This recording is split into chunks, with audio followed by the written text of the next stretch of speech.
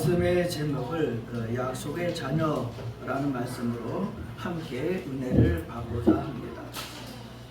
갈라디아 교회는 바울의 영향을 많이 받은 교회였죠.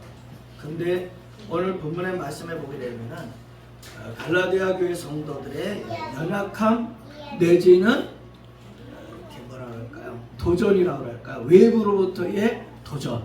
그리고 그러한 외부로부터의 도전을 통해서 갈등을 갖게 되는 그리스도인들.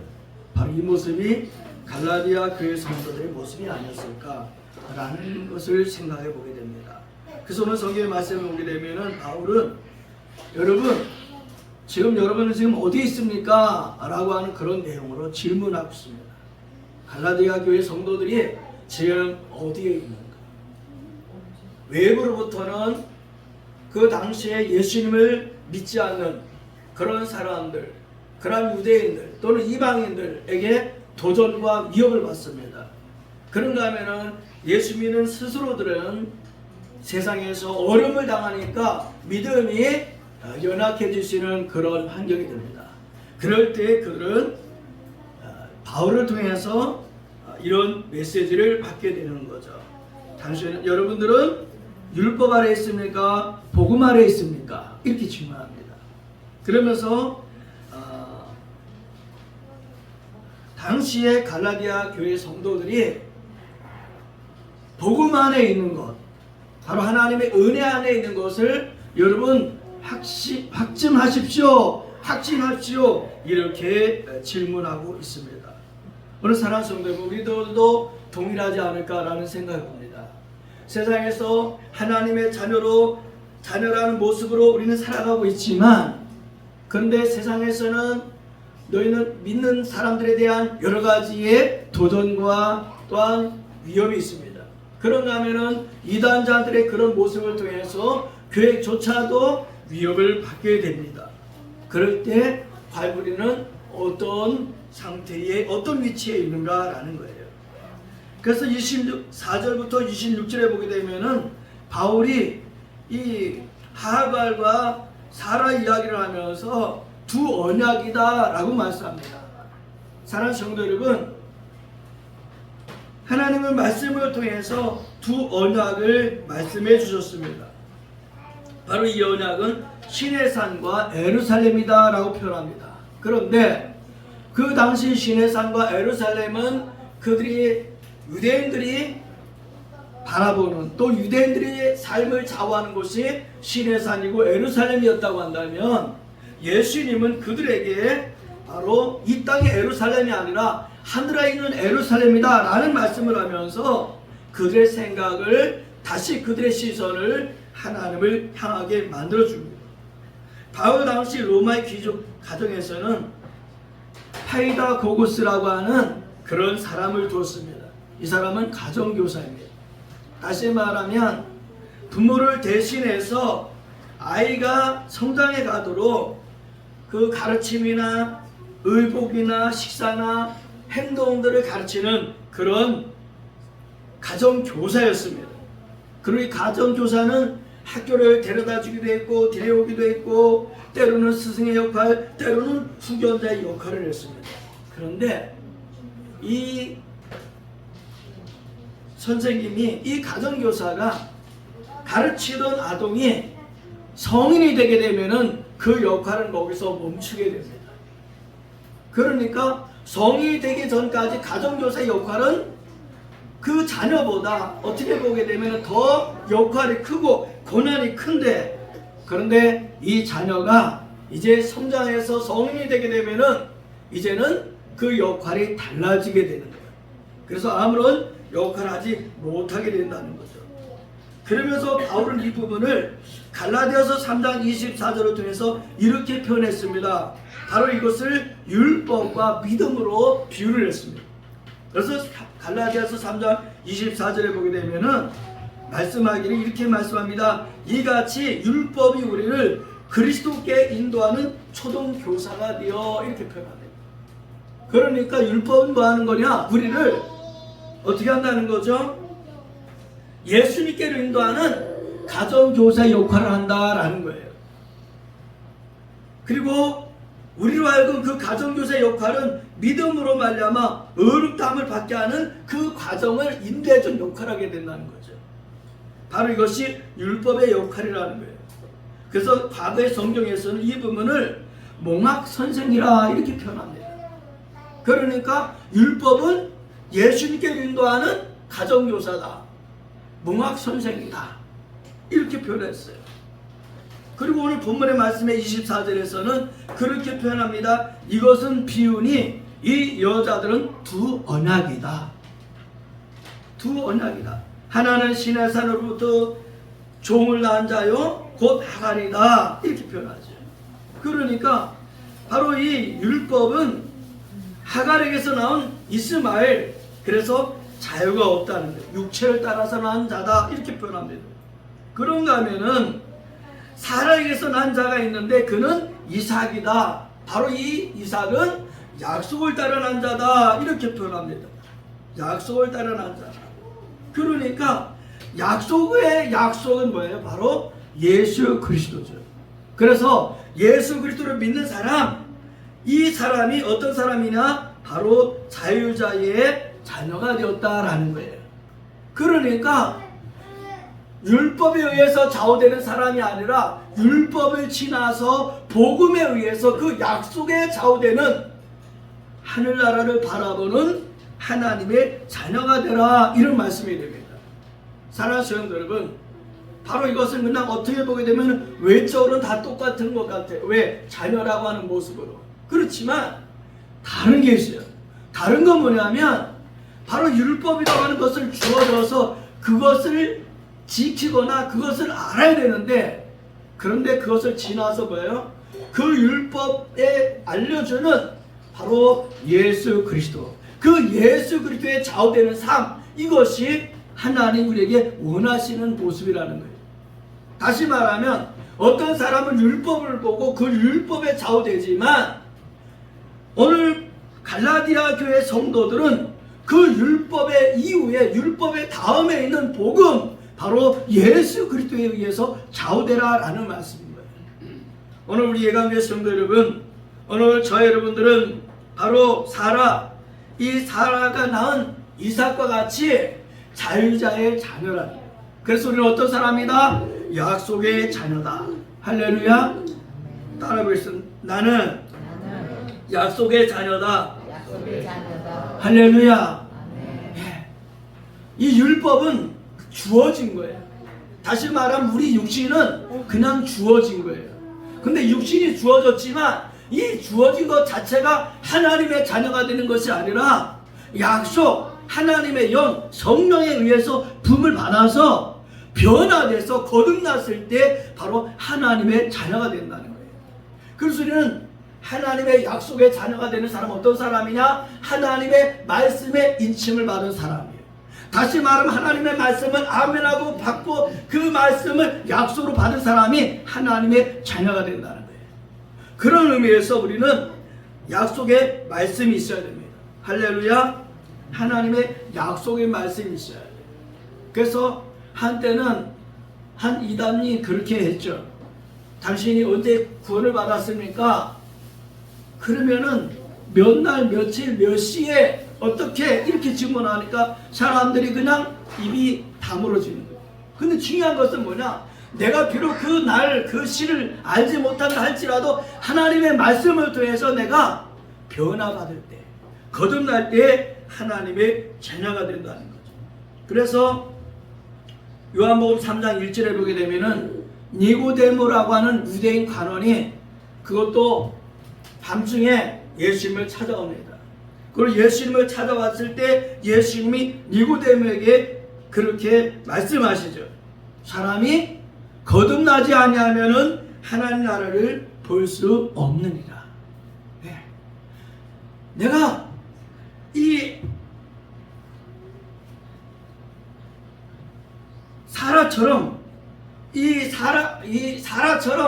약속을 통해서 거듭난 사람만이 하나님의 자녀가 되는 것처럼 오늘 저희 여러분들은 어떤 사람이 되어야 되느냐? 바로 하나님의 말씀이 내게 분바되는 사람, 하나님의 말씀에 붙잡힌 사람, 이런 사람이 약속의 자녀가 되는 거예요.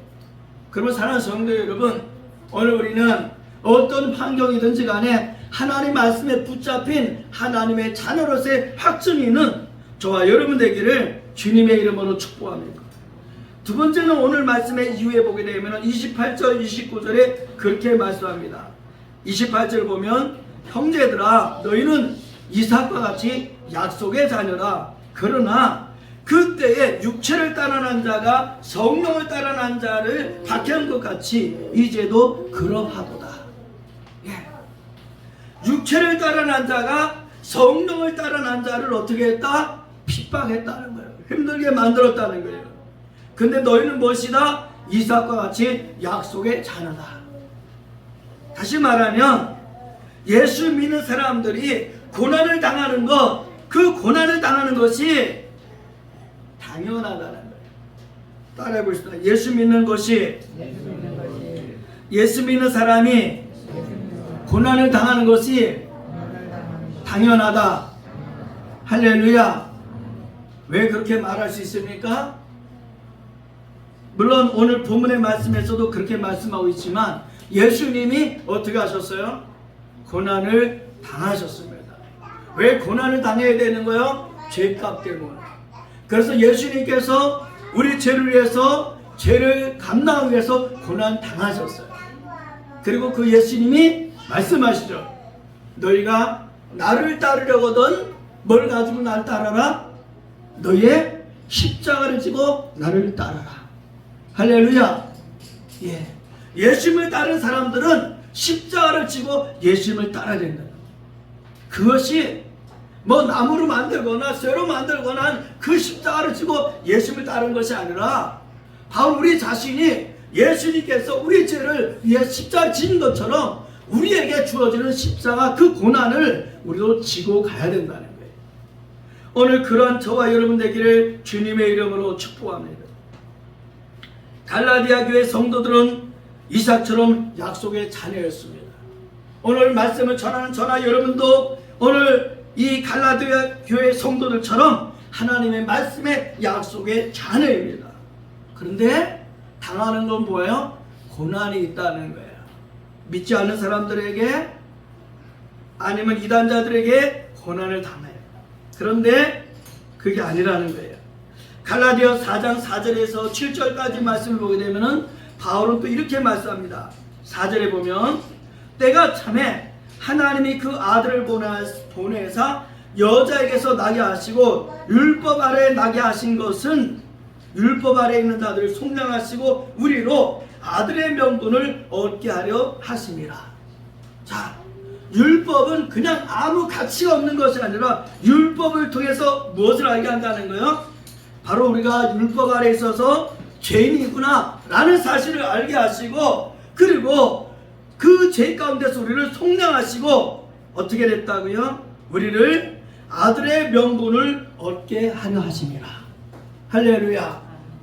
예, 우리를 아들의 명분을 주시기 위해서 율법 아래 있게 하셨다는 거예요. 그래서 우리에게 뭘 주셨다? 약속의 말씀들을 주셨다. 그래서 갈라디아서 4장 6절에 이렇게 말씀합니다. 너희가 아들임으로 하나님이 그 아들의 영을 우리 마음 가운데 보내사 아빠 아버지라 부르게 하셨느니라. 할렐루야. 하나님의 영을 너에게 선물로 주어서 너희가 어떻게 된다는 거예요? 하나님의 아들의 영이 너희 마음 가운데 있어서 너희가 하나님을 아빠 아버지라고 부르게 하셨다는 거예요. 할렐루야. 우리가 하나님을 아빠 아버지라고 부를 수 있는 것은 어떻게 됐다?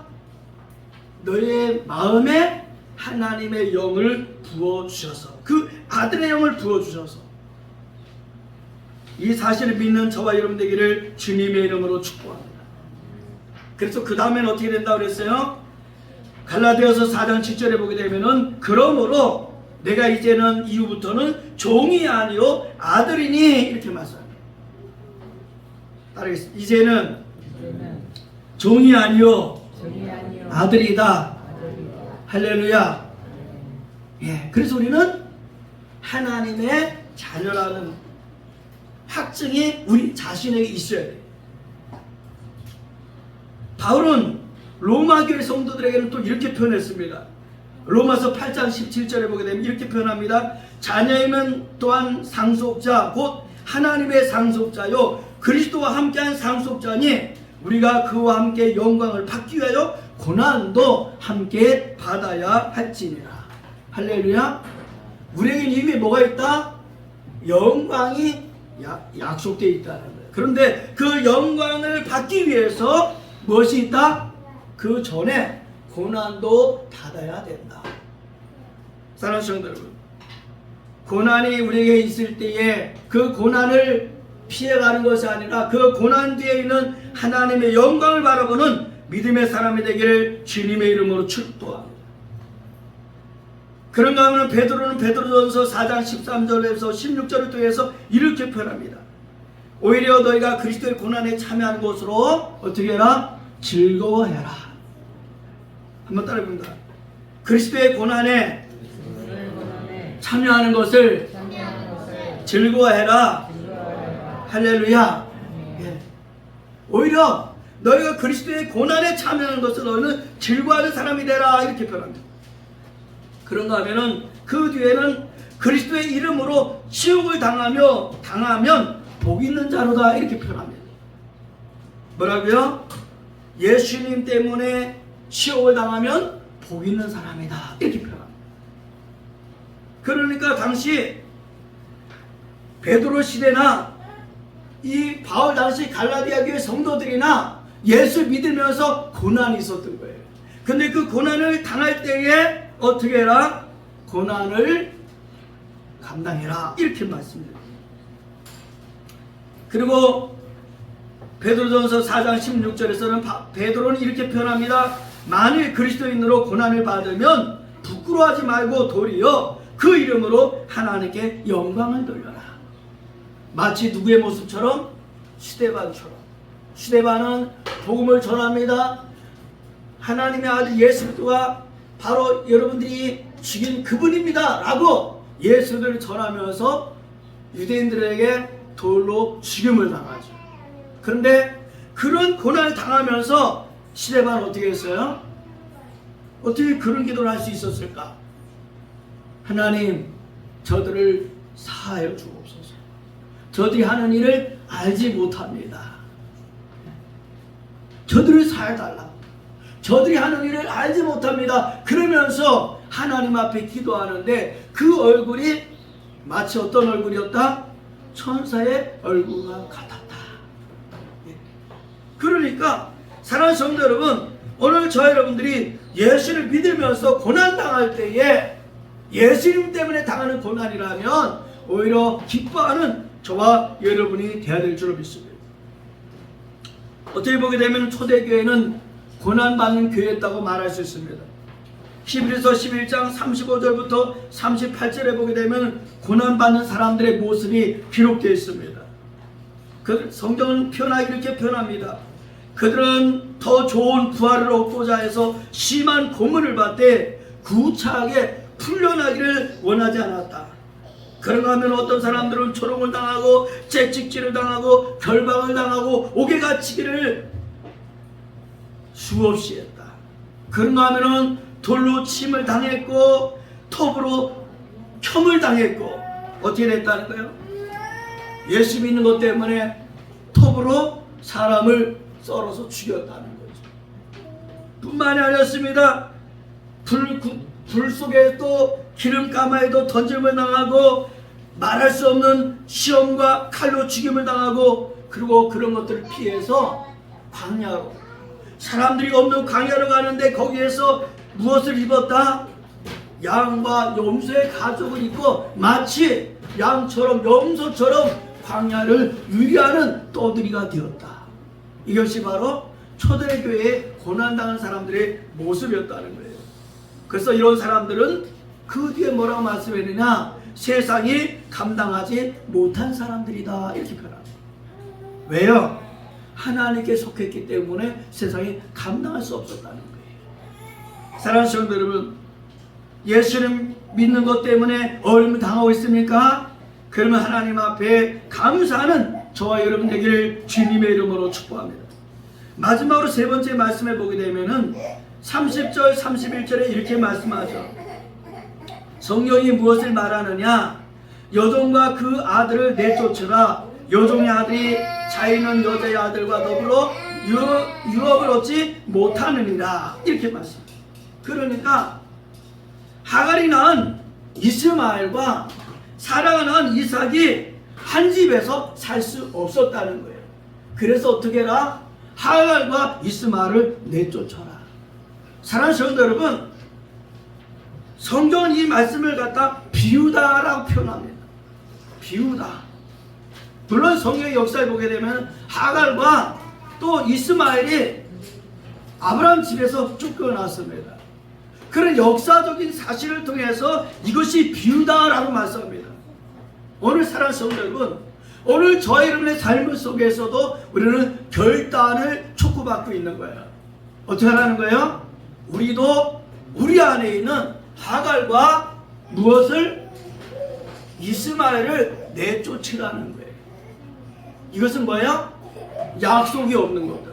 다시 말하면 약속이 없는 우리의 모든 욕심이나 정욕이나 자랑이나 이런 것들을 내쫓으라는 거예요.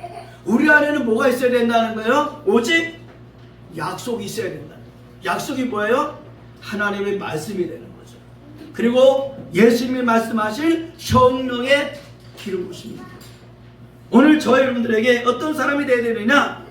우리 안에는 모든 욕심과 죄를 다 버리고 하갈과 이스마엘을 버리고 우리 안에는 오직 사라가 낳은 이삭, 그 약속이 있어야 된다. 사랑하는 성도 여러분, 오늘 저희 여러분 삶 속에 바로 이러한 은혜가 있게 되기를 주님의 이름으로 축복합니다. 마태복음 19장 16절에 보게 되면은 어떤 사람이 예수님께 왔다 그랬습니다. 그리고 예수님께 질문했습니다. 선생님, 내가 무슨 선한 일을 해야 영생을 얻겠습니까? 라고 질문합니다. 그래서 예수님이 말씀하십니다. 계명들을 지켜라.